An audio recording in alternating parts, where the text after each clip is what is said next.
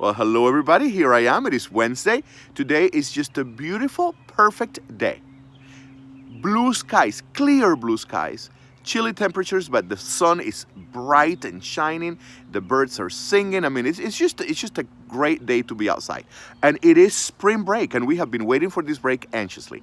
I mean, last week our students and the teachers were just awaiting the break. You know, we needed it so much, and I just don't know what it is about spring break that we just really, really are expectant of this break. And here it is. I see a lot of my colleagues at the beach, and some of them are up north with snow. But whatever we're doing, we just need to enjoy it, have fun, and so we need to recharge the batteries, right? Well, thank you. Thank you for taking a few minutes out of your week to be part of this conversation. Thank you for liking the videos. Thank you for your comments, for your suggestions. I really appreciate it. And it is a pleasure to sit here for a few minutes talking with you. Well, you know, my wife and her mom and her two sisters are in Italy. They're having a girls' trip. They rented a car and they are going all over Italy. You know, they started in Florence and then they went to Venice, or I think it was the other way around. I forgot. They started in Milan, and then Florence, and then Venice, and today they're in Rome. So every day we talk for a little bit. My wife sends me pictures, and they're having a terrific time. A terrific time. I was telling her, you know, this trip really is a little bit like communism. It looks really good on paper, but in practice it wasn't so good, because I encouraged her to take this trip. I said, yeah, I think you're gonna have a great time with your sisters and your mom. Come on, just do it, because we're used to always taking trips together. But now that she did it, oh man, I really miss her. You know, I really needed her to be here during spring break. But anyways, I'm happy that she is enjoying her time, and I'm also enjoying myself here. I've gone out with friends, and I have gone out with my parents, and I'm having a good time as well. But I cannot wait until she is back and things are back to normal. Boy, I really, really miss her.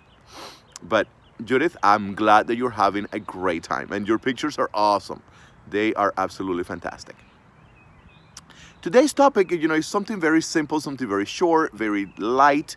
I didn't, you know, it's vacation time. I did not want to get too emotional or get too into the classroom. I just want to talk about a project that I have done with my students now for the last 3 years that has really worked well. And of course, when we come back from spring break, you know, we have just a few days before state testing. But after that, things lighten up a little bit, and we have a little bit more freedom to do things that we like to do that are still academic, but are a little bit more fun. Or, I mean, we try to have fun also with academics during the year, but you know, we have just a little bit more freedom. And one thing that I have done with my students that they've truly enjoyed, I think it has been a terrific learning experience, is, and I know that many teachers do this, but I just want to talk about it and some details that I do, and you might be able to adjust it to your own likes and to your classroom. So I give my students a budget.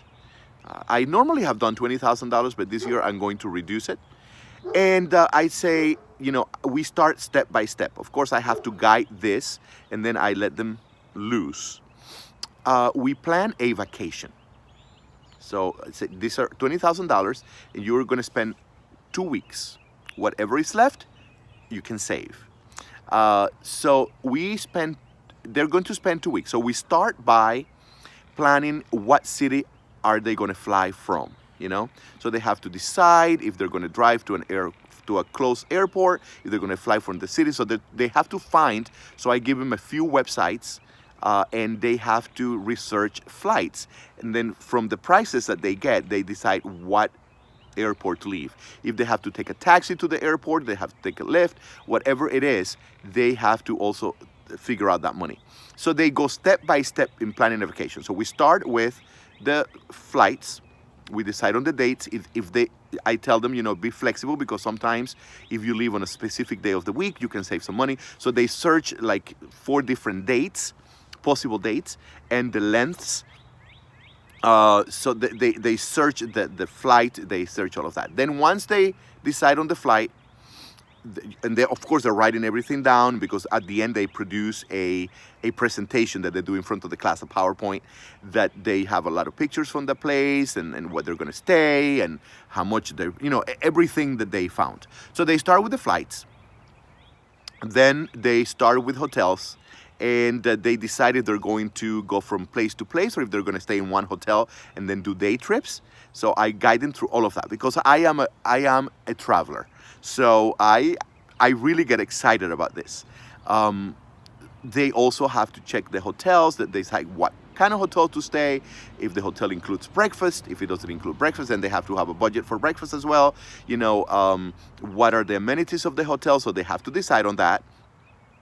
So once they pick a hotel, then they have to do a budget for the food.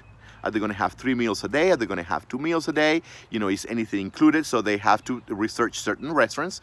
Are they going to have any really fancy meals throughout the week, or are they going to have just fast food? What are they going to do? So they search for a lot of restaurants. And most students, they really get into searching for what restaurant they're going to eat. And they say, we're going to eat Mexican tonight, and we're going to eat Italian tomorrow. And so they do all of those things. After that, they decide on how different entrances. Are they going to go to museums? Are they going to do it, and tours that they're going to take? Are they going to rent a car, or are they going to do public transportation? They go step by step, and they start, they start using their money and subtracting until they either run out of money, or until they plan a vacation where they have a lot of money left to save, which they really enjoy that.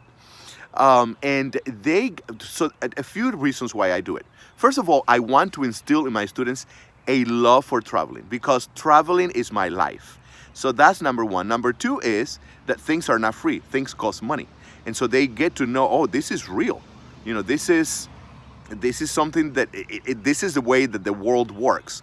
It's not just, oh, well, I go out with my parents and they pay for the hotel. No, hotels do cost a lot of money, and food costs a lot of money. So they get to learn that the real world. Also, they get to work with the budget, and how that money works. They also get to be a little bit thrifty, or a little bit, more liberate with their money, if they want to save more, if they want to save less. So they have enjoyed it. Every year that I've done it, they have truly enjoyed it. And this year, the only difference is that I'm going to reduce the budget. I was talking to one of the teachers, and she suggested that $20,000 was not reasonable. I like $20,000 because they can then really splurge, but I'm going to cut the budget in half this year to $10,000.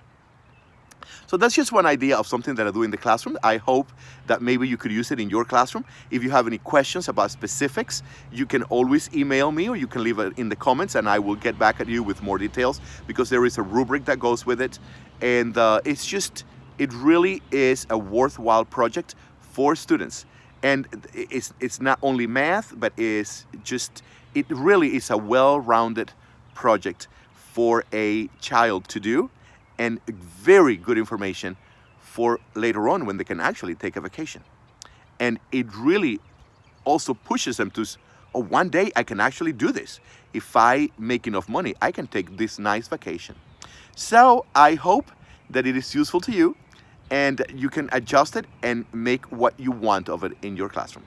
So thank you again for taking a few minutes to be with me. I hope that you enjoyed the rest of your week and the rest of your spring break, and that you recharge your battery.